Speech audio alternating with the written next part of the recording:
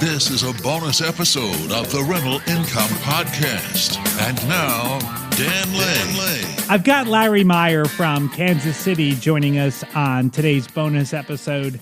Larry, you've been investing in rental properties for 40 years. You've seen good times, you've seen bad times, you've seen low interest rates, you've seen high interest rates. And over the last year, the interest rates have been going up and they've gone up quite a bit. My question for you is it still possible to make money buying rental properties with the rates being as high as they are today? Well, it is. There's always something out there that's going to put a pause. I can't find materials at Home Depot, so why do a rehab right now? Well, you go find them. So if interest rates are high, you just have to make sure you have a deal that's good enough where you still cash flow. And then rates, as everything is cyclical, will come back down. You refinance, and you're off and running again. So I wouldn't let, this is just a speed bump, and I wouldn't let those stop you. It sounds like what you're saying is that you need to control what you can control, and if the interest rates are high right now, you can't do anything about that. You can't change the interest rates. But what you can change is the price that you're buying the property for. So if your numbers don't work, you just need to buy the property at a lower price. Oh, correct. It's, you have to work backwards on everything. And the person you're dealing with, the seller, he's going to realize that I need financing for this. And, at the end of the day, a rental property has to cash flow. And you've got your projections on, do you want a 20% return, 10%, wherever your numbers are, and there's no emotion. It either works or it doesn't. And you need to convey that to your seller that says, look, this is just a numbers thing. Here's where I need to be at. This is all I can pay. And then you move on. So you don't think it's a bad idea to buy a rental property today then? No, because everything is cyclical, and it's the old adage, you make your money, when you sell when you buy the property, I think is the way it goes. Mm-hmm. And, you always have to buy it right. And then you just have to work in your costs and make sure that you're getting the return on your investment that you're looking for. And then wait till rates go down, which they will. And then, refinance and then you move on. So if you buy a property that cash flows today and wait for rates to go down and you're able to refi at a lower rate, your property is going to be even more profitable in the future, right?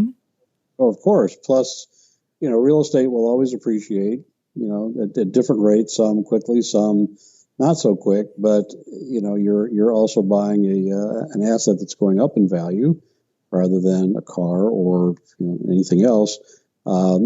So it's still a wise investment. You just have to be careful on what you're doing. I think Larry's got some really good wisdom right there. And on today's bonus episode, we're going to talk more about this. I'm going to bring on Chaylee Ridge from Ridge Lending Group and talk to her about how the rules to buying rental properties have really kind of changed over the last few months. I'm going to see how we can profit and how we can still buy rental properties and make money in today's environment. So let's take a really quick break. We'll thank our sponsors. We'll come right back and we'll talk to Chaylee. Do you worry about your renters breaking their lease? Or even worse, what if they simply stop paying their rent? Well, I have good news for you. There's insurance for that. I'm Jesse Schmidt, Senior Vice President of Sales here at The Guarantors. You may remember me from Dan's bonus episode back on September 15th, 2022. Is this better than a security deposit? The Guarantors guarantees your leases, protecting your rental income against rent defaults, vacancy loss, lease breaks, holdover, apartment damage, and more. This is all at no cost to the property owner. Your tenants pay for the insurance premium, leaving you to sleep better at night with one less worry. Within minutes, you can enroll your rental properties today with the Guarantors by visiting theguarantors.com. Again, that's theguarantors.com. If you want to learn more about our platform, check out the bonus episode from September 15th, 2022. Rental Income Podcast. I feel like for the last 10 or 15 years, it was pretty simple to do the math that if you bought a good property in a good neighborhood and you followed the 1% rule, there was a pretty good chance that you were going to cash flow.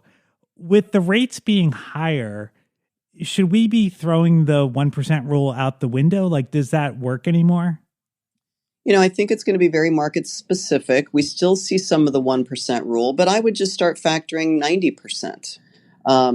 But otherwise, yeah, you need to maybe just dial it down a little bit so that you can account for those higher interest rates. I'll tell you this, though, too, Dan. I'm still seeing the cash flow. So I might want to just comment to everybody listening that it's not to the degree that we have become used to, right? Setting the expectation or changing the expectation a little bit. It's not going to be $350 or $400 for that single family modestly priced house. It might be $250 now. So in any case, I'm still seeing, I do not see negative cash flow properties when they come across my desk, even at the higher rates. All right. Now, let me talk to you about this because I feel like there's always an opportunity in any market, and we're in a changing market right now with the interest rates going up.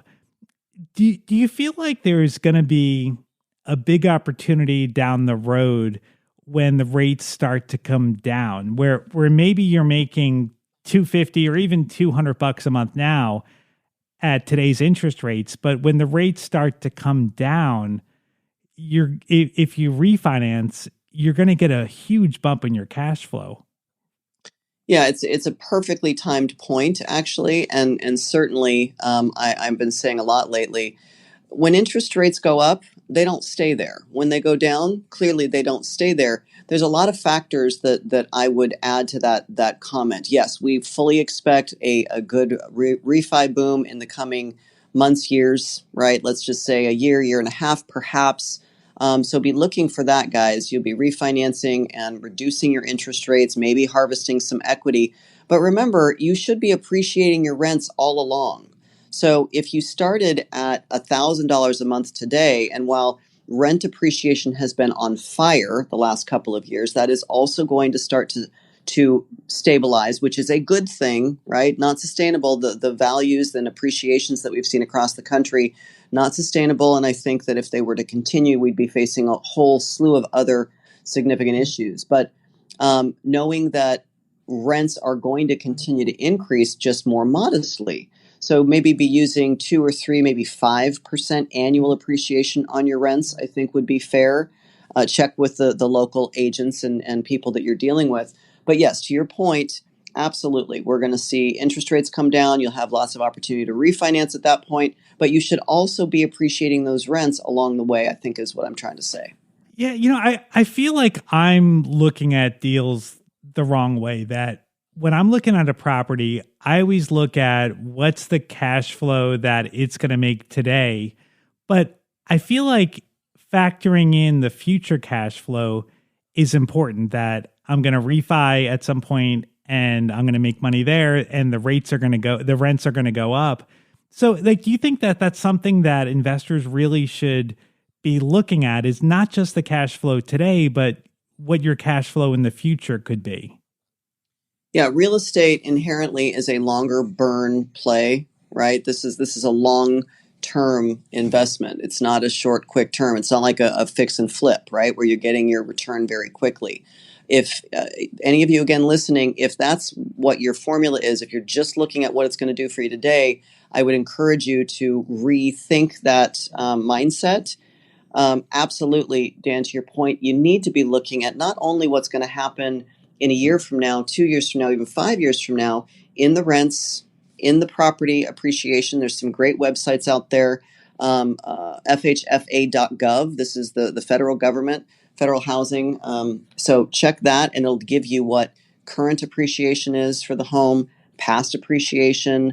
It'll even forecast futuristically what they expect. And I promise you, they got a lot of money into the research of this. It would be a good tool for you guys to put in your arsenal. So be checking on that stuff. And yes, you really need to account for, not today, great today, yes, of course, you got to look at it today, but it's very short-sighted to only make a decision on that investment based on today's numbers and not future. Yeah, so I mean, if the deal makes sense today, if the deal cash flows, even if it just cash flows a little bit, in the future, you're going to be doing that much better. Let me ask you another question here. Now, a lot of people think that prices are probably going to come down. Do you think that investors should wait for prices to come down before they buy something? I think that the answer is going to be fairly market specific. Every market's going to be a little bit different. But no, I don't think that that's necessarily the right move to hold your capital for the perfect time. If the property numbers make sense today, then it makes sense today, right? That if you could get a property under contract for 150,000 today, and let's say in 6 months you could get it for 140, 145, the actual payment difference for you, which is really what you're focused on, is negligible. It's, $10,000 on a purchase price, as that translates into the principal and interest, is probably, I don't know, $6 or $7 a month. So my answer is no. Right. Yeah. And also, like, if you're waiting for prices to come down $10,000, $15,000, you can just negotiate a little bit harder and get that discount today. Absolutely. I think that's where we're at. Yes. And we're seeing a lot of that. Yeah. Now, I always think in times like this, there's always opportunity. I mean, if you think back to 2009, it was a scary time to buy real estate back then. But looking back today, that was a great time to buy real estate. And even in the early stages of the pandemic, March of 2020, when everything kind of shut down, it was scary, and no one quite knew what was going to happen. But looking back on that today, people that capitalized and bought at that moment bought at a great time. The properties have appreciated a lot, and the rents have gone up a lot. I know you don't have a crystal ball, but do you think that it's possible that people may be looking back today in this environment of interest rates going up and think, wow, like, that was a great time to buy? Real estate as an investment is tremendously cyclical. We are right at that space now that the seller's market that we've come off of, which was very, very competitive, one of the harshest seller's markets I've ever seen, we're now at that buyer's market. You just mentioned we're able to have that negotiation power, right? We can pay a little bit less. We don't have 50 other people making those bids on the properties all at once and driving those values out. We can get the seller to pay some of our closing costs. So yes, I think that this will be, and those of us that have been around that have survived a few of these, you kind of start to see the writing on the wall. You can see the signs. Yes, I think this will be one of those opportunities that now is another peak of taking advantage of real estate. Now, the financing is so important to when you're buying a deal and to make the numbers work. And you've got a couple of different loan programs where if your deal is tight and maybe it doesn't work with a 30-year fixed, you have a couple of different options to make things work. Can you tell us what they are? Yeah, absolutely. And I think this is one of the cool things about Ridge is that we are not that one size fits all. Our product line is very, very diverse. There's very little we can't do. And I think we talked about this on our last podcast, Dan. I'm a fan of ARMs when the interest rate is at least a half, preferably a full point below the 30-year fix. We're not quite there yet, but we're getting closer. So we have some interest-only products. Also a fan of that for reasons that I won't go back down that rabbit hole for everybody that heard our last podcast. But so interest-only, adjustable rate mortgages can make the difference between the deal working and not working. Remember, you're probably going to be refinancing in a couple of years, so do not be afraid of that adjustable rate mortgage. Another one of my favorites right now that is getting a lot of attention for more than just the reasons we're talking here is a product called the All-in-One.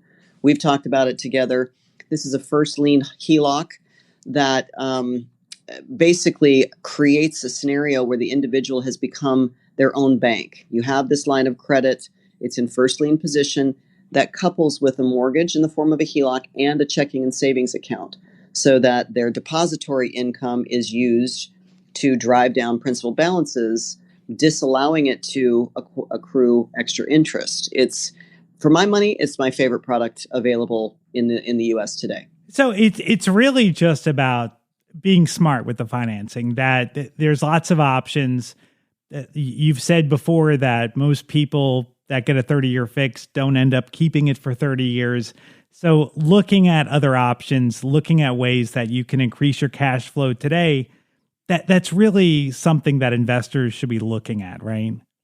Keeping their options open. Yeah. And if I may just say, that's what we're good at, presenting the different options and educating our clients from a statistical or data perspective so that they can make the informed decision, right? Yeah, well, if anybody has any follow-up questions for Chaylee, if you want her to take a look at a deal that you're looking at, or if you want to talk to her about financing, you can track her down at ridgelendinggroup.com. That's RIDGE, lendinggroup.com. And I just want to point out before we wrap things up that Chaylee is a sponsor of the podcast, but she's not paying to be here today. We don't do sponsored content here on the podcast. So thank you so much for checking out today's bonus episode. I'll be back with a regular interview on Tuesday. My name is Dan Lane, and this has been the Rental Income Podcast.